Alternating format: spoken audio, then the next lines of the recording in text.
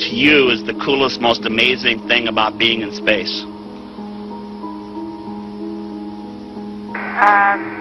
The coolest thing for me is the experience of floating, not feeling my weight, and hanging by a window just after sunset and watch the stars in the big black dome of the sky as the Earth moves underneath. Mr. Armstrong, I do realize that when you were on the moon, you had very little time for gazing upwards. But could you tell us something about what the sky actually looks like from the moon, the sun, the Earth, the stars, if any, and so on?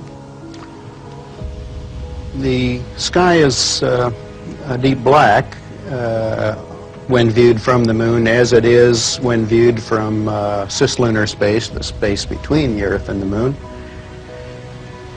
The Earth is the only visible object other than the sun that can be seen. To you is the coolest, most amazing thing about being in space?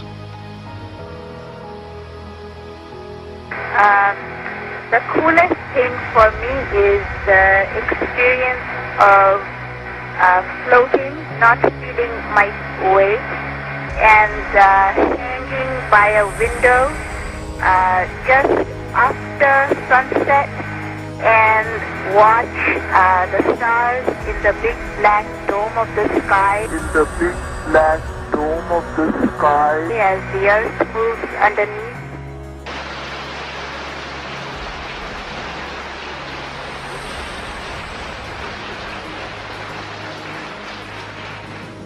When you looked up at the sky, could you actually see the stars and the solar corona in spite of the glare? We were never able to see stars from the lunar surface or on the daylight side of the moon by eye without looking through the optics. I don't recall during the period of time that we were photographing the solar corona what stars we could see. I don't remember seeing any. Neil, you were a little bit concerned, you said, about stubbing your toe at the point of landing because the surface was obscured by dust. Do you see any way around that kind of problem for future landings on the moon?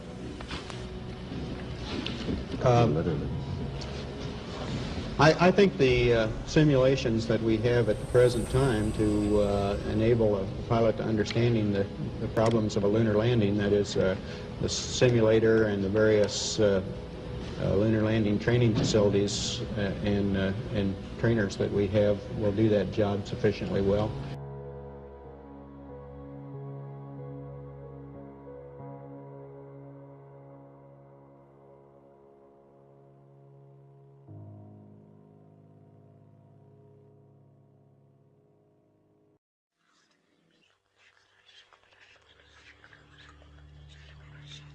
Regardless of whether the Apollo moon landing was faked or not, an interesting photograph hangs on the wall of the Sanctuary of the Scottish Rite Masons in Washington, D.C.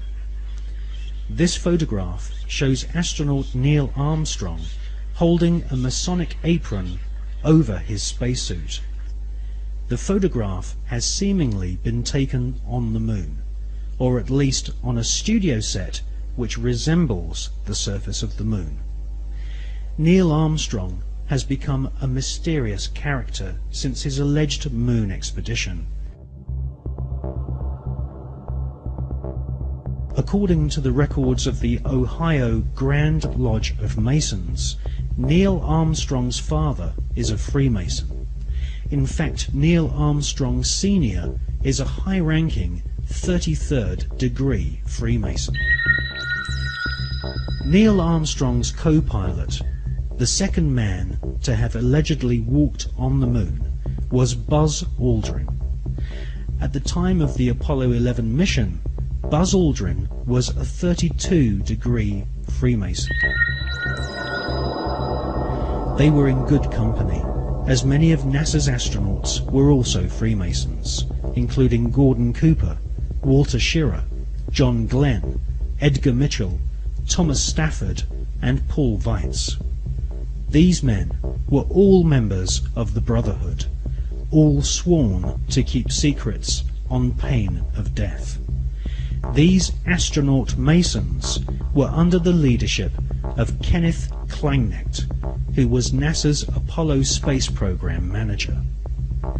According to an article and photograph published in the Masonic magazine Scottish Rite Journal, upon his return from the moon, Brother Buzz Aldrin presented a flag to Sovereign Grand Commander Smith, who was the Supreme Commander of the Supreme Council of 33rd Degree Masons of the world. The flag Buzz Aldrin presented had been taken to the moon on Apollo 11. According to a Masonic lecture delivered at Beauverde University in 1994 by American Masonic historians, astronauts Buzz Aldrin and Neil Armstrong performed a Masonic ritual exactly 33 minutes after touchdown on the lunar surface. They temporarily planted the international flag of Scottish Rite Freemasonry, which features a large double-headed eagle. Therefore, the eagle has landed. Override off. Engine arm off. 13 is in. We copy you down, Eagle. Listen, Tranquility Base here. The Eagle has landed. Roger, Tranquility. We copy you on the ground. You got a bunch of guys about to turn blue. We're breathing again. Thanks a lot. And we're getting a picture on the TV.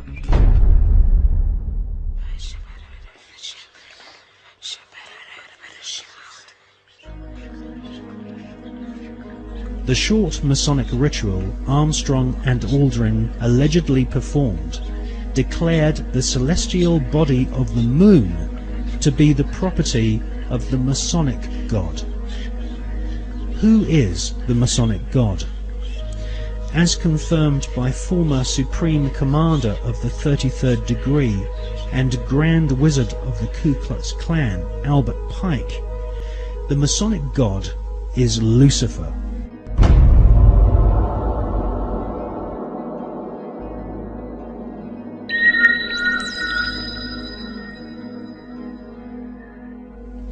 The name of NASA's space program, Apollo, according to the Holy Bible, is actually an alternative word for the devil.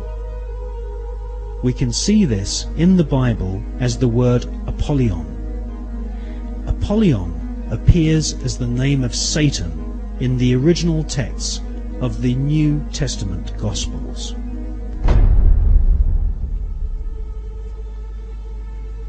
Like Christopher Columbus and many explorers before them, Armstrong and Aldrin used a flag to claim territory for their monarch.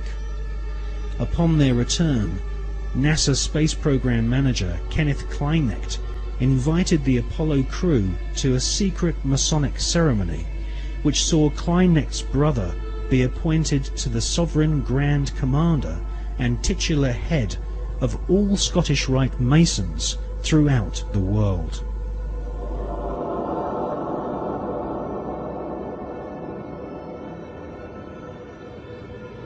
Once you learn the occult significance of words such as Apollo, Columbia, and Atlantis, you will realize that the occultically inspired murdering Nazis who developed NASA's space program have used names which are part of ritual, magic, and the occult. Hawati en Tawi, Tem Jafar Kau.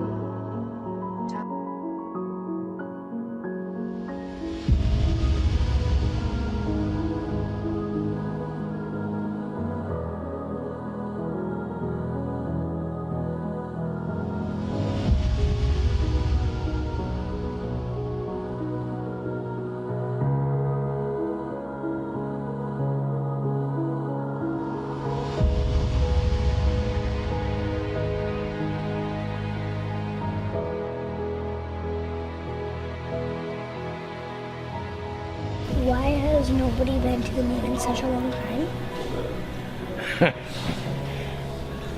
That's not an 8-year-old's question. That's my question.